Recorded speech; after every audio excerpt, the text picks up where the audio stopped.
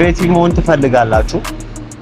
አዳዲስ ነገሮችን መፍጠር የተለያዩ ነገሮችን መሞከርና በአዲስ መንገድ መስራት ትፈልጋላችሁ በስራችሁ ላይ ቢሆን በተለያየ መንገድ ምክንያቱም የተለያዩ ታላላቅ ሰዎችን ስታዩ ክሬቲቭ የሆኑ ሰዎችን ይገርማቸዋል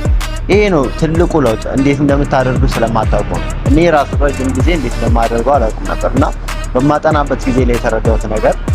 የክሬቲቪቲ የሚመጣው ከተፈጥሮ ጋር በመገናኘት ነው ክሬቲቪቲ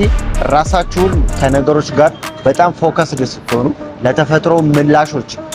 እንዴት እንደሚሰሩ ስትረዱ ነው ክሬቲቪቲ የሚመጣው ከዛ በኋላ ያን ነገር መጻፍ